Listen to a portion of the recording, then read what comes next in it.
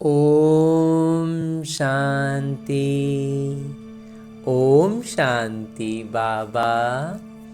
आज मैं आत्मा अपने परम पिता परमात्मा के चैतन्य उपस्थिति का अनुभव करते हुए इस साकार मुरली को अध्ययन करने का प्रयास करता हूँ। और इसके लिए जो सबसे सरल सहज साधन है वो ये कि लौकिक रीति से किसी एक स्थान पर अब बड़े फुर्सत से अपनी दिनचर्या में बड़ा इत्मीनान का समय निर्धारित करता हूँ और उस स्थान पर उस समय अपने मन बुद्धि को अपने सूक्ष्म शरीर के साथ लेकर चलता हूँ मधुबन की धरा पर, और उसमें भी खास उसी हिस्ट्री हॉल के उसी स्थान पर जहां साकार में बाबा ने ये मुरली चलाई थी। तो उस स्थान का अनुभव फुर्सत में पाते हुए जब हम पहुंचते हैं और जब अपने हाथों में मुरली को लेकर उसका अध्ययन शुरू करते हैं तो ऐसा अनुभव करते हैं कि मेरे बाबा मेरे सम्मुख हैं और वो अपने दिल की बात इसी मुरली में निहित करके मुझसे कह रहे हैं। क्योंकि जब मैं अपने दिल की बातें बाबा से कहता हूँ, अपने दिल की हर बात बाबा के सामने रख देते हैं, तो फिर बाबा भी तो उसके बदले में, उसके रिस्पॉन्स में मुझसे और उसके आगे का भी बात मुझसे कहेंगे ना। जब दो लोग बैठकर बातें करते हैं तो जब मैंने अपने दिल की बातें दिन भर में जब जो होता गया बोलते गए, या अभी मुरली शुरू करने के पहले बाबा के कमरे में बैठकर हमने अपने दिल की बातें बाबा को कह दी, तो अब मेरे बाबा उसके जवाब में और मेरे लिए जो आगे आने वाला है जिसके बारे में मैं कुछ नहीं जानता, उन सब बातों को ध्यान में रखते हुए अपने बाबा की दिल की बातें बाबा इसी मुरली में निहित करके मुझसे कहते हैं।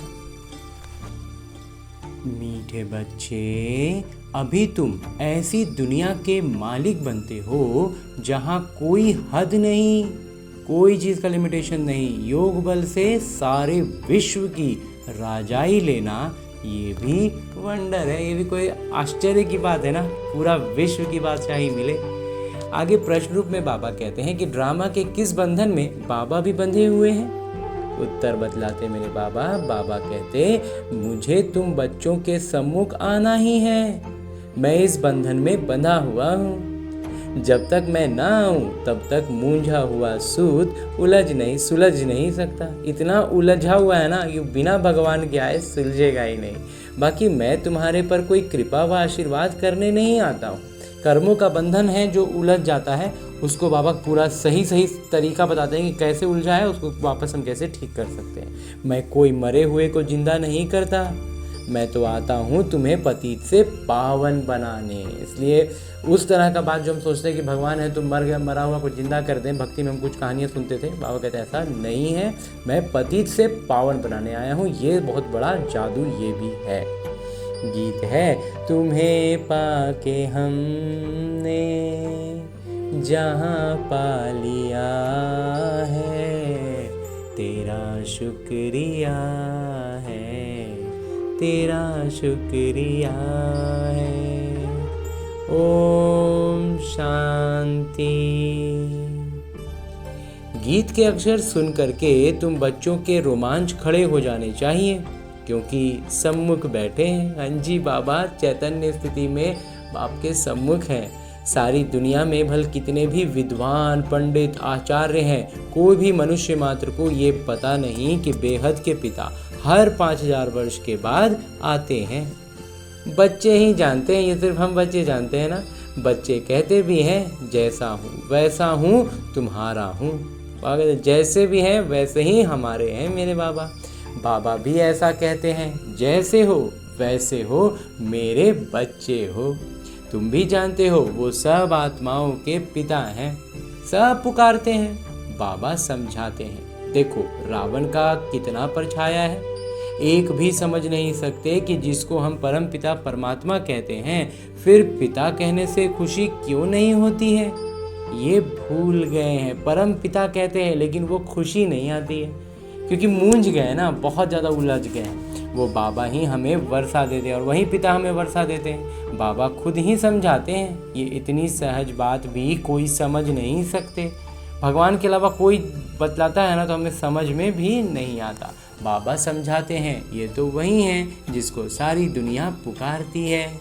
ओ खुदा, हे राम, ऐसे पुकारते पुकारते प्राण छोड़ देते हैं। यहाँ वो पिता तुमको पढ़ाते हैं। तुम्हारी बुद्धि अब वहाँ चली गई है। बाबा आए हुए हैं कल्प पहले मुआफिक। कल्प कल्प बाबा आकर पतित से पावन बनाए दुर्गति से सदगति में ले जाते हैं। गाते भी हैं सर्व का पतित पावन बाबा। अभी तुम बच्चे उनके सम्मुख बैठे हो। तुम हो मोस्ट बिलेव्ड स्वीट चिल्ड्रन, अति प्रिय मीठे बच्चे हैं हमें बाबा कहते हैं। भारतवासियों की ही बात है और ये वास्तविक भारतवासियों की बात है। बाबा भी भारत में ही जन्म लेते हैं। बाबा कहते हैं मैं भारत में जन्म लेता हूँ तो ज़रूर वहीं प्यारे लगेंगे। बाबा कहते हैं मैं भारत में ही जन्म लेता हूँ तो वहीं पर प्यारा लगूंगा ना। याद भी सब उनको करते हैं जो जिस धर्म के हैं, वो अपने धर्म स्थापक को याद करते हैं। तो जो अपना धर्म स्थापक को याद करेगा, जिस धर्म का बच्चा होता है, जिस धर्म में उसको बचपन से बताया जाता है कि हम आप इस धर्म के हो। भारतवासी ही नहीं जानते कि हम आदि सनातन धर्म के थे। बाबा समझाते हैं भारत ही प्राचीन देश है तो कह देते। कौन कहते हैं कि भारत ही सिर्फ था? अनेकानेक बातें सुनते हैं। इतना तरह का ज्ञान दे देता है ना, मतलब इसको एक इस ब्रह्म कुमार का छोटा सा मंथन है कि जब वो कन्विंस करने नहीं सकता है ना रावण अपनी बातों में, तो कंफ्यूज करके हमें छोड़ देता है। नाम इधर के रहे ना उधर के, तो इसलिए कन्फ्यूजन्स छोड़ देने हैं। कोई क्या कहेंगे, कोई क्या, कंफ्यूज कर दिया। कोई कहते हैं, कौन कहता है कि गीता शिव परमात्मा ने ही गाई है? श्री कृष्ण भी तो परमात्मा थे, उन्होंने गाई। तो परमात्मा सर्वव्यापी हैं, उनका ही सारा खेल है। भगवान के ये सब रूप हैं। भगवान ही अनेक रूप धर लीला करते हैं। भगवान जो चाहे सो कर सकते हैं। अभी तुम बच्चे जानते हो माया भी कितनी प्रबल है। अब हमें समझ आता है सब माया का रूप है। माया अपना उलझाता है हमें भगवान के नाम पर। आज कहते हैं बाबा हम वर्षा जरूर लेंगे, नर से नारायण बनेंगे, कल होंगे नहीं। आज है ऐसा बोल रहे हैं और कल छोड़ देंगे। तुम जानते भी हो कितने चले गए, फारकती दे दी। मम्मा को मोटर में घुमाते करते थे, आज है नहीं। मम्मा को कहीं लेके जाना होना होता था तो मतलब सेवा में एकदम आगे होते थे। बाबा कहते हैं आज वो नहीं है। ऐसे अच्छे अच्छे भी माया के संग में आकर ऐसा गिरते हैं जो एकदम नीचे गिर पड़ते हैं। जिन्होंने कल पहले समझा है वही समझेंगे।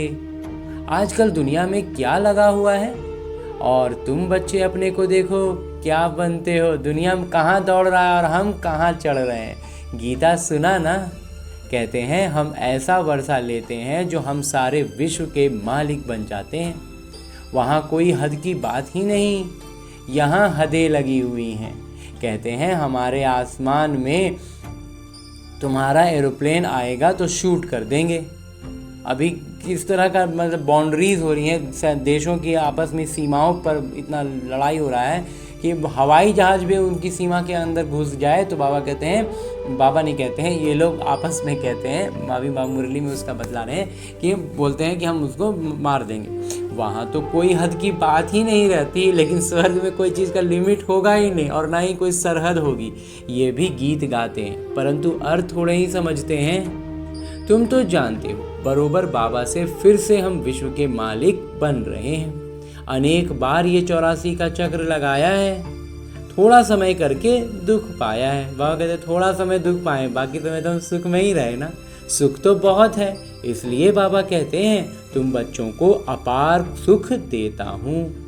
अब माया से हारो मत। बाबा कहते इतना सुख देते हैं तो अब अभी थोड़ा सा के लिए माया से हारो मत। बाबा के बच्चे ढेर हैं, सब तो एक जैसे सपूत नहीं हो सकते। कोई को 5-7 बच्चे होते हैं तो उनमें 1-2 कपूत होते हैं तो माथा ही खराब कर देते हैं। 5-7 बच्चे होते हैं, पहले तो उतने होते ही थे, उसमें से एक दो को अगर खराब बने, गलत संगत में पड़ गया, गलत कर होने गया तो एकदम पूरा परिवार को कर देता है। लाखों करोड़ों रुपया उड़ा देते हैं। बाप एकदम धर्मात्मा, बच्चे बिल्कुल चट खाते में, और कहते हैं पिता रहता है एकदम अच्छा वाला, अच्छा धर्मात्मा टाइप का आदमी होता है, और बच्चे जो निकल जाते हैं वो पूरा करोड़ों रुपया खर्च खत्म कर देते हैं। बाबा ने ऐसे बहुत मिसाल देखे हैं। तुम बच्चे जानते हो सारी दुनिया इस बेहद पिता के बच्चे हैं। बाबा कहते हैं मेरा बर्थ प्लेस ये भारत है, मेरा अवतरण भूमि है ये भारत। हर एक को अपनी धरती का कदर रहता है। तो बाबा को भी इस धरती पर अवतरण होना है तो इसका कदर कर रहता है। दूसरी कोई जगह शरीर छोड़ते हैं तो फिर उनको अपने गांव में ले आते हैं, और कोई जगह पर अगर उसको छोड़े तो उसको अपना गांव लाया जाता है ना उनके पार्थिव शरीर को। तो बाबा भी भारत में ही आते हैं। तुम भारतवासियों को फिर से बेहद का वर्षा देते हैं। तुम बच्चे कहेंगे हम फिर से सो देवता विश्व के मालिक बन रहे हैं। हम मालिक थे, अब तो क्या हाल हो गया है। हम तो मालिक थे लेकिन अभी क्या हाल हो गया है, कहाँ से कहाँ आकर पड़े हैं। 84 जन्म भोगते भोगते ये हाल आकर हुआ है। ड्रामा को तो समझना है ना, इसको कहा जाता है हार और जीत का खेल। भारत का ही ये खेल है, इसमें तुम्हारा किरदार है। बाबा कहते हैं ये हार जीत का खेल चल रहा है। भारत का मंच, भारत एक तरह से कह सकते हैं मुख्य मंच, और उसमें हमारा किरदार है। हमारा का मतलब ब्राह्मण। बाबा कहते हैं तुम ब्राह्मणों का सबसे ऊंचे से ऊंचा किरदार है इस ड्रामा में। तुम सारे विश्व के मालिक बनते हो, बहुत सुख भोगते हो। तुम्हारे जितना सुख और कोई भोग नहीं सकते। हम जितना सुखी होते हैं ना, उतना बाबा कहते हैं कोई नहीं होता। नाम ही है स्वर्ग, ये है नर्क। यहाँ के सुख काग विष्ठा समान है। आज लखपति हैं, दूसरे जन्म में क्या बनेंगे, कुछ नहीं। जैसा कर्म किया उसके अनुसार नेक्स्ट जन्म हो जाएगा, कुछ पता थोड़ी ही है। ये है ही पाप आत्माओं की दुनिया। सतयुग है पुण्य आत्माओं की दुनिया। तुम पुण्य आत्मा बन रहे हो तो कभी भी पाप नहीं करना चाहिए। बाबा कहते हैं इसलिए अब हमें तो इस बात का, कर्मों का, अपने संकल्पों का इतना विशेष सूक्ष्म ध्यान रखना है। तो कर्म तो बहुत बड़ा हो गया, हमेशा बाबा से सीधा चलना चाहिए। बाबा कहते हैं मेरे साथ धर्मराज सदैव है ही है। द्वापर से लेकर सतयुग त्रेता में मेरे साथ धर्मराज नहीं रहते। और कहते सतयुग में, सतयुग त्रेता में धर्मराज थोड़ी होंगे। द्वापर से तुम मेरे अर्थ दान पुण्य करते आ रहे हो। उस समय से अब हमारा अकाउंट चलता है और धर्मराज के खाते में लिखाना शुरू हो गया। ईश्वर अर्पण कहते हैं ना, ईश्वर के नाम पर दिया जाता है। कोई भी दान हम करते हैं तो गीता में श्री कृष्ण का नाम डालने से लिख दिया है श्री कृष्ण अर्पणम। रिटर्न देने वाले तो एक बाबा ही हैं, इसलिए श्री कृष्ण अर्पणम कहना गलत है। तो श्री कृष्ण को अर्पण हम नहीं कर सकते हैं। हम कहते तो हैं लेकिन अज्ञानतावश कहते हैं, क्योंकि बाबा कहते हैं श्री कृष्ण के नाम पर अर्पण हो ही नहीं सकता, वो गलत है। जितना भी होता है सब परमात्मा के अकाउंट में सब नोट होता है। ईश्वर अर्पण कहना ठीक है। श्री गणेश अर्पण कहने से कुछ भी मिलेगा नहीं। श्री गणेश को अर्पण बने और कोई भी देवी देवता के नाम पर अर्पण कर रहे हैं, बाबा को तो कुछ थोड़ी मिलना है। फिर भी भावना का कुछ ना कुछ देते आया हूँ सबको। बाबा कहते हैं फिर भी भावना के अनुसार जो है ना, थोड़ा बहुत बाबा ही देते रहते हैं। हम भले जिस नाम से करते रहें, माता के नाम पर करें, गणेश जी के नाम पर करें, बजरंगबली के नाम पर करें, श्री कृष्ण के नाम पर करें, जिसके नाम पर भी करें, देते उसके एवज में, हमारी भावना के एवज में बाबा ही हैं। क्योंकि बाबा हमें, हमारा हिसाब किताब बाबा ने कहा ना, द्वापर से शुरू कर दिया अकाउंटिंग। मुझे तो कोई जानते ही नहीं है, बाबा को तो पूरा भूल गए थे। अभी तुम बच्चे ही जानते हो। हम सब कुछ शिव बाबा को समर्पण कर रहे हैं। बाबा भी कहते हैं हम आए हैं आपको 21 जन्म का वर्षा देने। अभी है ही उतरती कला। रावण राज्य में जो भी दान पुण्य आदि करते हैं, पाप आत्माओं को ही देते हैं। बाबा कहते हैं जो भी दान पुण्य कर रहे हो वो सब पाप आत्माओं को ही जा रहा है, तो वो अकाउंट नीचे ही खींच रहा है। कला उतरती ही जाती है, करके कुछ मिलता भी है तो भी अल्पकाल के लिए। और अगर बहुत मैंने रहा हिसाब किताब में कुछ आया भी तो बाबा कहते हैं बहुत अल्पकाल के लिए। अब तो तुमको 21 जन्म के लिए मिलता है। उनको कहते हैं राम राज्य।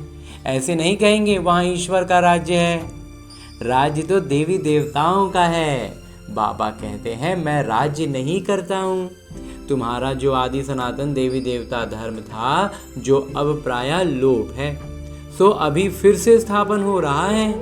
बाबा तो कल्याणकारी है ही, उनको कहा जाता है सच्चे बाबा।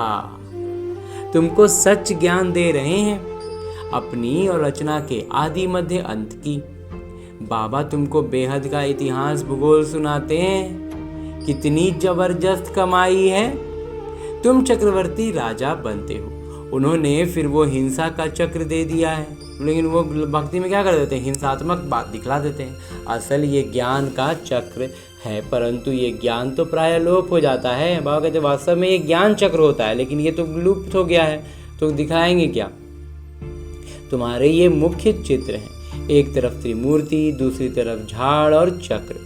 बाबा ने समझाया है, शास्त्रों में तो कल्प की आयु लाखों वर्ष लिख दी है, सारा सूत ही मूंझा हुआ है। बाबा के हर बात ही जाके उलझ गया है। बाबा के सिवाय कोई से सूत सुलझ नहीं सकता। बाबा सम्मुख खुद आए हैं, कहते हैं मुझे ड्रामा अनुसार आना ही पड़ता है, मैं इस ड्रामा में बंधा हुआ हूँ, ये हो नहीं सकता कि मैं आऊँ ही नहीं। बाबा कहते हैं ये हो ही नहीं सकता कि मैं नहीं आऊँ, मैं नहीं आऊँगा तो ये जो उलझ गई है ना पूरी कार्मिक अकाउंट की स्थिति, ये सुलझेगी ही नहीं। ऐसे भी नहीं कि आकर मरे हुए को जिंदा कर दूं या कोई को बीमारी से छुड़ा दूं। बाबा कहते हैं इसका मतलब ये नहीं कि कोई मर गया है, जो भक्ति में हम देखते थे कि मर गया तो उसका वापस जिंदा कर दिए। बाबा कहते हैं वो नहीं होता है। हाँ, बहुत बच्चे कहते हैं कि बाबा हमारे पर कृपा करिए, लेकिन यहाँ कृपा आदि की बात ही नहीं, क्योंकि बाबा कहते हैं एक पर कृपा करने से तो फिर बहुत और बात खराब हो जाएगी, बाबा की तरफ से उलझ जाएगी बात, तो बाबा तो उलझाएंगे नहीं। बाबा हमें ज्ञान देते हैं कि देखो कैसे तुम कर्मिक अकाउंट में कर्मों के हिसाब किताब में उलझ गए हो, उसको कैसे देखो, देखने का, संकल्पों का, संस्कारों का, अपने ओरिजिनल स्थिति का, वास्तविक आत्मा मैं हूँ, ये सारी कुछ जागृति आती है, तो वहीं सारा हिसाब किताब हम सुलझाने पाते हैं। और खुद से उलझाए थे, खुद से ही विकार में गिरते गए, उलझता गया, वापस हमें बाबा विकार से ऊपर उठने की शक्ति देते हैं, ज्ञान देते हैं, और हम सब अपने कर्मों के हिसाब किताब को सुलझा लेते हैं। तो इस तरह से बाबा हमें पतित से पावन बना करके कृपा करते हैं, लेकिन ये नहीं कि एकदम सीधा सीधा जो हम भक्ति में उम्मीद करते थे कि ऐसे चुटकी बजाएंगे और मेरी समस्या भगवान हल कर देंगे, ये नहीं होता है। बाबा एकदम स्पष्ट कहते हैं। बाबा कहते हैं तुमने मुझे इसलिए थोड़ी ही बुलाया है कि आशीर्वाद करिए, हमें कोई घाटा ना पड़े। तुम बुलाते ही हो कि हे पतित पावन आइए, पतित पावन आइए, हम पतित हैं, हमें पावन बनाने के लिए आइए। दुख हरता सुख करता आइए। शरीर के दुख हरता तो डॉक्टर लोग भी होते हैं, मैं कोई इसलिए आता हूँ क्या? बाबा कहते हैं शरीर का रोग के लिए तो डॉक्टर भी बैठा है ना तुम्हारे साथ, तो मैं उसके लिए थोड़ी आया हूँ। तुम कहते हो नई दुनिया स्वर्ग के मालिक बनाइए व शांति दीजिए। ऐसे नहीं कहते कि हमको बीमारी से आकर अच्छा करिए, हमेशा के लिए शांति व मुक्ति तो मिल ना सके, किरदार तो निभाना ही है। जो पीछे आते हैं उनको शांति कितनी मिलती है? अभी तक आते रहते हैं। और कहते जो पीछे आते हैं ना वो तो बहुत शांति में रह लिए, शांति धाम में तो पड़े ही रहते हैं, तो सुख नहीं मान पाते हैं, लेकिन शांति में तो रहते हैं। जो पीछे आ रहे हैं वो शांति से ही आ रहे हैं। बाबा कहते इतना समय तो शांति धाम में रहे ना, ड्रामा अनुसार जिनका किरदार है वहीं आएंगे, जिनका जो किरदार है वो उस समय पहुंचेंगे। किरदार बदल नहीं सकता। बाबा समझाते हैं शांति धाम में तो बहुत बहुत आत्माएं रहती हैं जो पिछाड़ी में आती हैं। ये ड्रामा बना हुआ है, पिछाड़ी वालों को पिछाड़ी में ही आना है। ये वृक्ष बना हुआ है, ये चित्र आदि जो बनाए हैं सब तुमको समझाना है। और भी चित्र निकलते रहेंगे, और भी नया नया चित्र निकलता रहेगा। कल पहले मिसल ही निकलेंगे, जैसे कल पहले निकले थे वैसे ही निकलेंगे। 84 का विस्तार वृक्ष में भी है। वहाँ कहते 84 जन्मों का जो विस्तार है वो वृक्ष में भी समझा सकते हैं, ड्रामा चक्र में भी है। अब फिर सीढ़ी निकाली है। मनुष्य तो कुछ भी नहीं जानते, बिल्कुल ही जैसे बुद्धू हैं।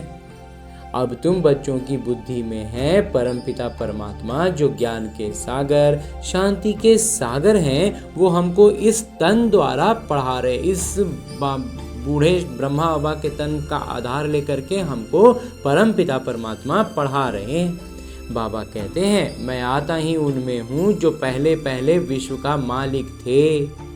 तुम भी जानते हो बरोबर हम भी ब्रह्मा द्वारा ब्राह्मण बनते हैं। गीता में तो ये बातें हैं नहीं। बाबा कहते हैं ये खुद ही नारायण की पूजा करने वाले थे। ट्रेन में भी मुसाफरी करते, गीता पढ़ते थे। बाबा कहते हैं खुद ब्रह्मा बाबा भी कम बड़े भक्त थोड़ी थे, ट्रेन में सफ़र करते थे तो भी गीता पढ़ते थे। मनुष्य समझेंगे ये तो बड़े धर्मात्मा हैं, तो उस तरह का प्रवृत्ति होगा, उस तरह का सोच रहेगा तो धर्मात्मा ही कहलाएंगे ना वो। अभी वो सब बातें भूलते जाते हैं। बाबा कहते हैं अब ब्रह्मा बाबा भी अब अपनी उस भक्ति को भूल रहे हैं, क्योंकि भक्ति का फल मिल गया ना, परमात्मा पिता मिल गए, तो अब भक्ति का कोई अर्थ ही नहीं रहा। फिर भी इसने गीता आदि पढ़ी है ना। बाबा कहते फिर भी गीता तो पढ़े हुए हैं ब्रह्मा बाबा। तो बाबा कहते हैं मैं ये सब जानता हूँ, अभी तुम ये विचार करो कि हम किसके आगे बैठे हैं जिससे विश्व के मालिक बनते हो, फिर उनको घड़ी घड़ी भूल क्यों जाते हो।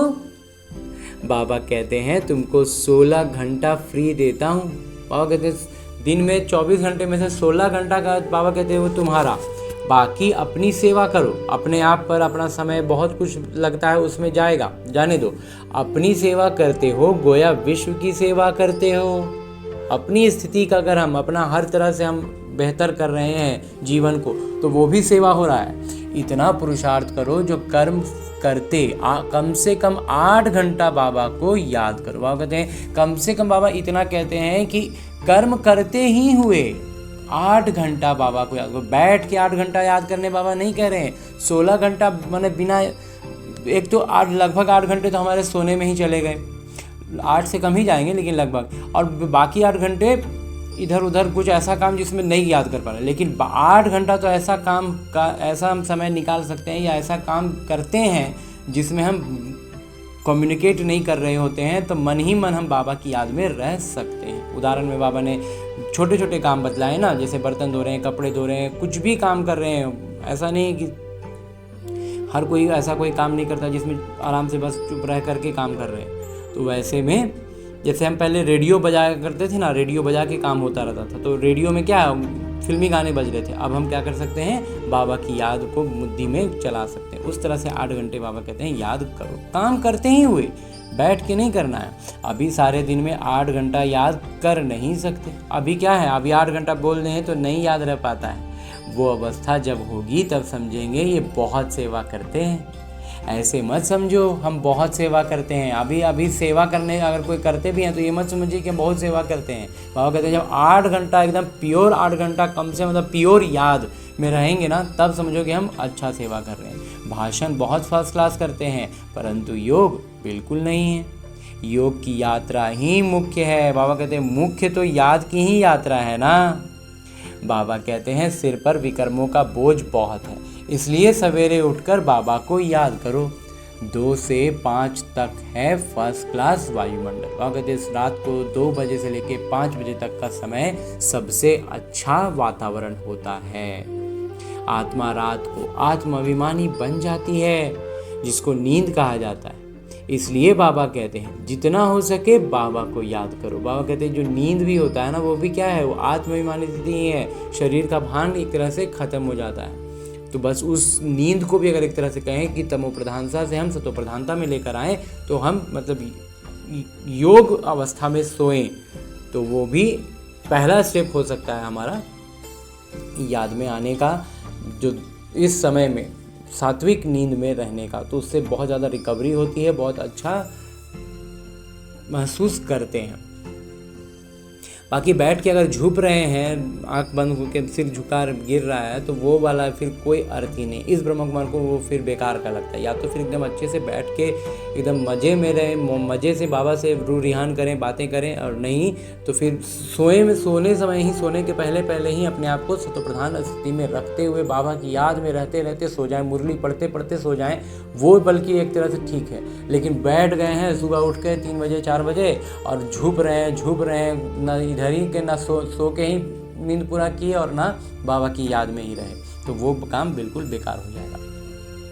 इसलिए बाबा कहते हैं नींद भी है ना, अगर सही तरीके से सात्विक तरीके से नींद में है तो वो भी ठीक है, आत्माभिमानी बन जाती है, जिसको नींद कहा जाता है। इसलिए बाबा उसको भी कह रहे हैं। इसलिए बाबा कहते हैं जितना हो सके बाबा को याद करो, नींद में भी, नींद लाते समय भी बाबा की याद रहे। अब बाबा कहते हैं मन मना भव, ये है चढ़ती कला का मंत्र। चढ़ती कला का मंत्र है ये मन मना भव। अच्छा, मीठे मीठे सिकिलते बच्चों प्रति माता पिता बाबा का याद प्यार और आशीर्वाद। रूहानी बाबा की रूहानी बच्चों को नमस्ते। हम रूहानी बच्चों की ओर से रूहानी माता पिता को याद प्यार और प्रणाम। धन्यवाद बाबा, धन्यवाद। मुरली के लिए भी धन्यवाद और इस अनूठे अलौकिक ब्राह्मण जीवन के लिए भी बहुत बहुत बहुत धन्यवाद बाबा, बहुत धन्यवाद। आगे आज की मुरली से लिए गए वो प्रमुख बिंदु हैं जिन्हें हमें अपने ब्राह्मण जीवन में धारण करने हैं। और ब्राह्मण सो फरिश्ता, फरिश्ता सो देवता बनना है। उसके लिए जो सबसे पहली बिंदु है वो है बाबा से सीधा और सच्चा होकर चलना है। कल्याणकारी पिता के बच्चे हैं, इसलिए सर्व का कल्याण करना है, सपूत बनना है। दूसरा है कर्म करते भी कम से कम 8 घंटा याद में जरूर रहना। याद ही मुख्य है, इससे ही विकर्मों का बोझ उतारना है। अंजी बाबा, बिना याद के विकर्म विनाश होंगे ही नहीं। और आगे मेरे बाबा वरदान दे रहे हैं। वरदान देते हुए मेरे बाबा कहते हैं, दाता बन, हर क्षण हर संकल्प में दान देने वाले उदार चित्त महादानी भव। विस्तार से बाबा कहते हैं, आप दाता के बच्चे, लेने वाले नहीं लेकिन देने वाले हो। हर क्षण हर संकल्प में देना है। जब ऐसे दाता बन जाएंगे तब कहेंगे उदार चित्त महादानी। ऐसे महादानी बनने से महान शक्ति की प्राप्ति स्वतः होती है, लेकिन देने के लिए स्वयं का भंडारा भरपूर चाहिए। जो लेना था वो सब कुछ ले लिया, बाकी रह गया देना। अब बाबा कहते लेना जितना था ना, बाबा मिल गए ना, अब सब कुछ से भरपूर हो गए। अब काम क्या बच गया? सिर्फ देना। तो देते जाओ, देने से और भी भंडारा बढ़ता जाएगा और भरपूर होता जाएगा जितना हम देते जाएंगे। हाँ जी बाबा। और आगे स्लोगन है, मुरली का उपदेश है, हर सब्जेक्ट में फुल मार्क्स जमा करनी है तो गंभीरता का गुण धारण करो। बाबा कहते हैं हर सब्जेक्ट में फुल मार्क्स चाहिए तो क्या करो? गंभीरता का गुण धारण करो। हाँ जी बाबा। और अभी तक हमने परमपिता परमात्मा से इतना श्रेष्ठ, अमूल्य, अलौकिक साकार मुरली को परमपिता परमात्मा के चैतन्य उपस्थिति में अध्ययन करने का प्रयास किया और उनकी उपस्थिति का अनुभव भी किया ना। अब मेरे बाबा इसी अव्यक्त स्वरूप में स्थित रहकर एक इशारा देते हैं कि महान बनने के लिए मधुरता और नम्रता का गुण धारण करो। और इसको धारण करने के लिए अलग अलग आयामों से अलग अलग इशारे देते हुए आज जो इशारा बाबा दे रहे हैं वो है, नम्रचित आत्मा सहज ही सुखदाता बन सकती है, लेकिन अभिमान नम्रचित बनने नहीं देता। नम्रचित नहीं तो सेवा हो नहीं सकती। अगर नम्रचित नहीं है तो बाबा कहते हैं फिर सेवा नहीं हो सकता। सेवाधारी की विशेषता सदा नम्रचित, स्वयं झुका हुआ होगा और तब औरों को झुका सके। स्वयं झुका रहेगा तभी दूसरों को झुका सकेंगे। जितना नम्रचित होंगे उतना निर्माण कहेंगे। जहाँ निर्माणता होगी वहाँ रौब नहीं होगा, रूहानियत होगी। जैसे बाबा कितने नम्रचित बनकर आते हैं, ऐसे फॉलो फादर। बाबा इतने निरहंकारी बन गए हैं तो हमें तो बाबा के समान ही बनना है ना, हर चीज करना है ना। तो इसलिए बाबा कहते हैं फॉलो फादर। हाँ जी बाबा। और अब हमने परमपिता परमात्मा का इतना श्रेष्ठ ज्ञान मुरली को उनकी चैतन्य उपस्थिति में अध्ययन किया, उनसे वरदान प्राप्त किया। इशारे अव्यक्त रूप में स्थित होकर बाबा ने जो इशारा दिया उसे भी जान लिया। अब हमें करना क्या है? हमें अपने इस लक्ष्य को याद रखना है। कि हमें लक्ष्मी नारायण बनना है, विश्व महाराजा बनना है, तो करना क्या है, इन सारी ज्ञान की बातों को वास्तविक जीवन में अपनाना है। और ये वास्तविक जीवन भी कहना एक तरह से गलत होगा, क्योंकि ये जो मेरा लौकिक जीवन है ये बस और बस मेरे अभ्यास के लिए है।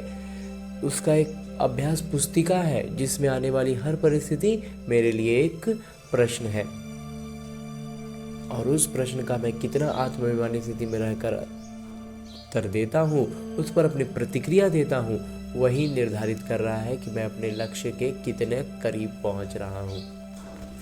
तो इसके लिए अभी फ़िलहाल हमें लौटना है अपने इस स्थूल शरीर में, अपने इस किरदार, जहाँ मुझे न केवल अपने सारे आत्मिक गुणों की स्मृति रखनी है बल्कि अष्ट शक्तियों की जागृति रखनी है। और उन अष्ट शक्तियों को इस ब्रह्मा कुमार ने अपने मंथन से इस क्रम में सजाया है कि सबसे पहले हमारे भीतर ज्ञान के बाद जो शक्ति जागृत होती है वो होती है सहन शक्ति।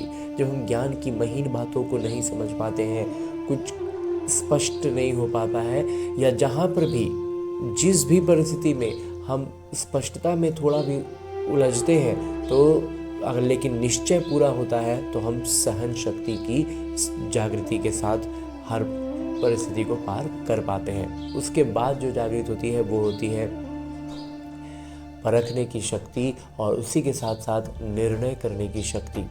अब निर्णय क्या करना है? निर्णय करने के लिए हमारे पास 5 शक्तियां हैं कि हमें इन 5 में से कौन सी शक्ति का इस्तेमाल करना है। तो इसमें सबसे पहला इस ब्रह्मा कुमार को लगता है कि है समेटने की शक्ति। समेटने की शक्ति का अर्थ है, इस ब्रह्मा कुमार का मंथन रहा है कि सबसे पहले जो आती है वो है समेटने की शक्ति। समेटना क्या है? अपने उन पुराने संस्कारों को जो रावण के प्रभाव में बने हैं। दूसरा है समाने की शक्ति, वही सारी संस्कार जो अन्य आत्माओं में, संबंध संपर्क की आत्माओं में रावण के प्रभाव में पनपे हैं, विकसित हुए हैं और वो उनसे घिरे हुए हैं, तो उनको उस नज़र से हम देख पाएँ, इसके लिए हमें शक्ति जो चाहिए वो है समाने की शक्ति। तो उनके रावण के प्रभाव में बने संस्कारों को समाने की शक्ति। उसके बाद जो आती है वो है संकीर्णता की शक्ति। संकीर्णता की शक्ति का अभिप्राय इस ब्रह्मा कुमार के मंथन के अनुसार है कि जहां पर हमारा हस्तक्षेप का या फिर हमारे इन्वॉल्व होने का, हमारे उससे जुड़ने का कोई अर्थ नहीं है, हमारे लिए वो व्यर्थ है, तो वैसे में अपने आप को उसमें जोड़कर हम खामोखा में कहीं उलझ ना रहे हो, इसके लिए भी, इसका स्पष्टीकरण के लिए भी हमें शक्ति चाहिए कि जहाँ ज़रूरत, मतलब संकीर्णता के साथ, मतलब जिसको कहते हैं कि आराम से हम निकल सकते हैं और हम झूठ मूठ में फंस रहे हैं, वो काम ना करके, तो इसके लिए भी शक्ति चाहिए। तो वही है संकीर्णता की शक्ति।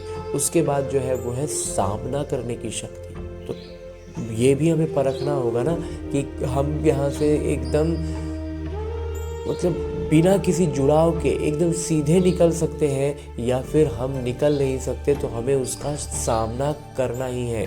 तो हम उस परिस्थिति का, उन बातों का अच्छे से सामना कर पाएँ, उसके लिए भी हमें जो शक्ति चाहिए वही है सामना करने की शक्ति। और उसके बाद जो एक शक्ति है उसका नाम है सहयोग की शक्ति। सहयोग की शक्ति का अर्थ है कि जब हम अपने सारे गुणों और शक्तियों से खुद को भरपूर अनुभव करते हैं, सारी शक्तियों की जागृति के साथ होते हैं, तब हम अन्य आत्माओं को सहयोग दे सकते हैं। यूँ तो हम यहाँ गलती ये करते हैं कि आज हमने पहला ज्ञान समझा और हम दूसरों को बताते हैं, तो ये बहुत खुशी और उमंग उत्साह के लिए ठीक है, लेकिन दूसरों को बताने में अगर हम पीछे हो रहे हैं, हम फिसल रहे हैं, वो हमें खींच ले रहे हैं, तो इसका मतलब है कि हम सहयोग की शक्ति से भी निपुण नहीं हुए हैं। तो जब तक हम खुद का पाँव अच्छे से न जमा लें, हम बाढ़ में किसी बह रहे या व्यक्ति को लौकिक तौर पर अगर उदाहरण के रूप में देखें तो किसी को बहता हुआ कि हम रोकें और खुद ही हमारे पाँव जमे नहीं है, हमने खुद को रस्सी से कोई चीज़ से बांधा नहीं है, तो फिर हम दूसरों को मदद नहीं कर सकते हैं, हम खुद ही बहने लग जाएंगे। तो इसलिए हमें इस बात का स्मृति रखनी है, इस शक्ति को भी समझना है। तो इस तरह की अष्ट शक्तियों की जागृति के साथ सारे सातों आत्मिक गुणों को स्मृति में रखते हुए सारी प्रतिक्रियाएं हमारे इसी अनुसार हो, ऐसा अभ्यास करने के लिए लौटते हैं अपने इस किरदार में, अपने स्थूल शरीर में। अच्छा, ओम शांति।